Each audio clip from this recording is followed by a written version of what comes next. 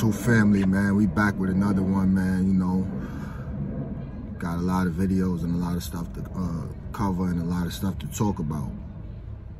This video though is gonna be about my DFY days and my OCFS days, you know, Spofford, juvenile, stuff like that.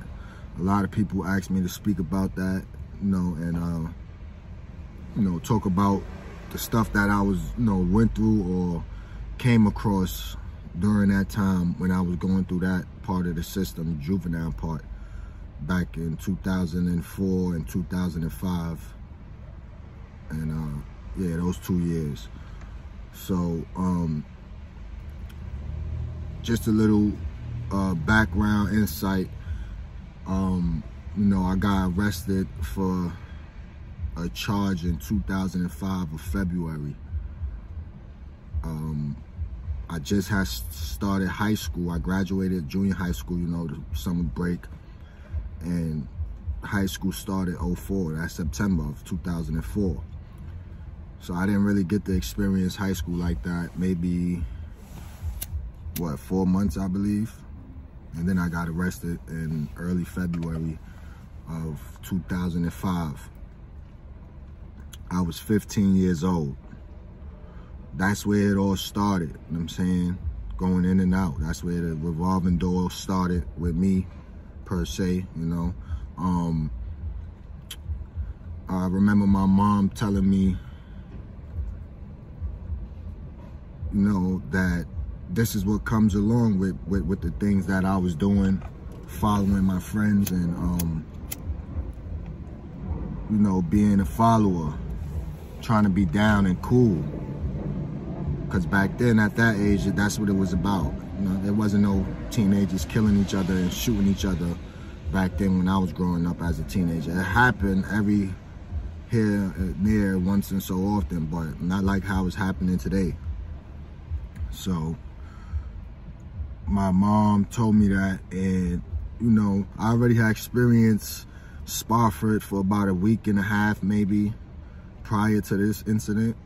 And like I said, when I first went through there, I was nervous. I was scared. I didn't know what, you know, first time getting in trouble with the law, first time going to a prison, a juvenile facility, which is like a prison or, you know, a jail. So this time when I went, you know, I had a little bit of experience. I'm saying, not saying that that was cool or anything, but this was the start of the revolving door that I always be talking about. And I remember going there, you know, going through the whole process of family court and stuff like that with my mom and stuff. And from family court, they send you to the juvenile Spofford or Horizon. So I went to both of those, and then I ended up going back to court. You know, you got court dates, so I went back to court, and from there they sent me to NSD, which is a non-secure detention, where it's like a group home basically. You live in a house, like a 2-story house with probably like 5 rooms or something, and there's probably like 12 other young men in there that's, you know, locked up basically. But it's a non-secure detention. But you know, the windows is alarmed, the doors got alarms, everything got alarms. You can't leave basically, you know what I'm saying? You just live in there, the staff is there, they like COs, you know what I'm saying? But they wear regular clothes like us, we wear our regular clothes, you know what I'm saying? And I was in there, you know, going through that shit, stressing, missing family, wanting to be home with my mother, my brothers and sisters and stuff like that, you know. I end up getting sentenced to 18 months with 6 months suspended. And if I did good, I could get out in what, probably less than a year, like 11 months or just about a year, something like that. So from there, you know, I went to Pyramid. Pyramid used to be on 3rd Avenue in the Bronx by the 41st precinct, by the 42nd precinct, excuse me, right on the side of it. so you could see stuff out the window. You know, you stay there for 2 weeks and stuff. That's like reception basically for juveniles. You stay there for a couple weeks or whatever, a few weeks, and then you go upstate to the juvenile facility that you go to. Now the juvenile facility that I went to is called Tabor Residential Center. That's probably about 5.5 hours outside of New York City, going up close to like Syracuse and stuff like that. And I remember when I first got there, I got there with another kid. First got there, it was like probably after 3 p.m. You know, so we get in there. As soon as we get in there, we all shackled up.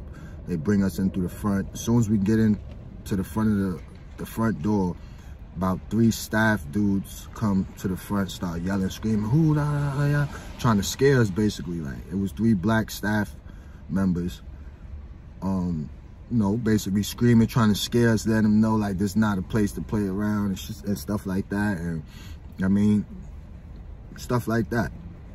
So, you know, we go through the whole process of the intake, the juvenile intake, the medical and all of that. And they give us our pajamas. We take a shower and all that. They give us our pajamas because it's evening time now, you know.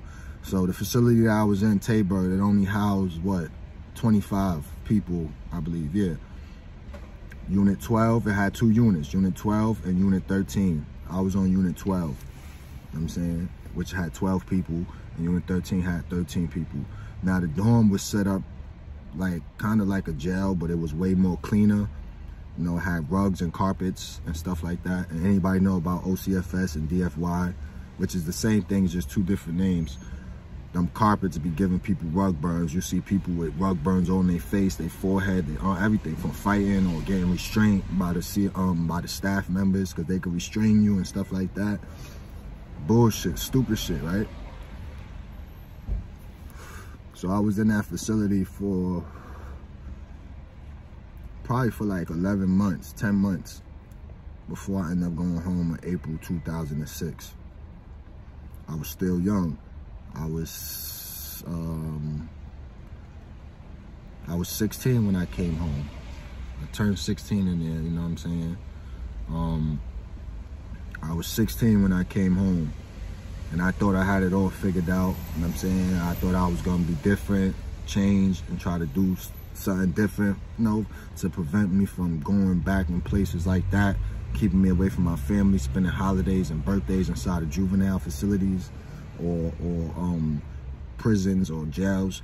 And I was all wrong. I came home and, you know, I did the exact opposite. I started running the streets, started following my friends, started being around the wrong crowds, you know, going places I wasn't supposed to be going, seeing things that I wasn't supposed to be seeing, and being a part of things that I wasn't supposed to be a part of, you know what I'm saying? And with that, I paid the ultimate price of, you know, in and out, getting arrested, catching charges, in and out, until I made it to the big dogs, Rikers Island and, you know, upstate prison and all that. But while I was in juvenile, you know, I had a couple of incidents, you know what I'm saying?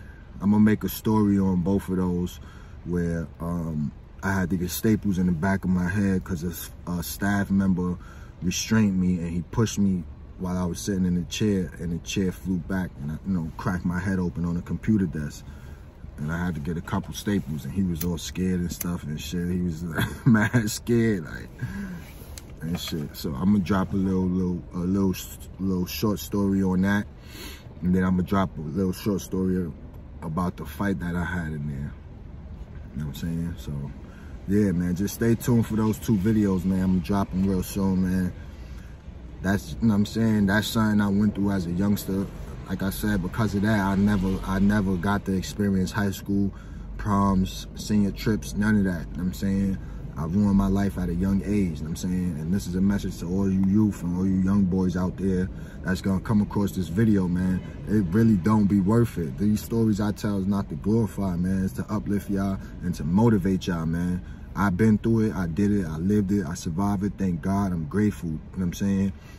Y'all gotta get out while y'all can and forget the streets, man, forget the gangbanging, you know what I'm saying? And that's it. Live your life, man. There's a lot of opportunities out here to make money, legit money. You just got to apply the pressure. The same pressure that y'all applying to gang, and spending blocks and smoking ops, it's the same pressure y'all apply to getting this legit money. All you got to do is apply the pressure. Read, study, look shit up, learn new things. You know what I'm saying? Network with positive people that's, you know what I'm saying, that's really out here doing something. Surround yourself with people that's doing something, not with gangbangers and people that's running the streets smoking op packs. And it's not worth it, man. Wasting your life, man. So get it together or forget it forever, man. Catch me on the next drop, man. Be safe out here, man. Tune in, man. Subscribe, like, comment, share, do all of that. Y'all know the motto.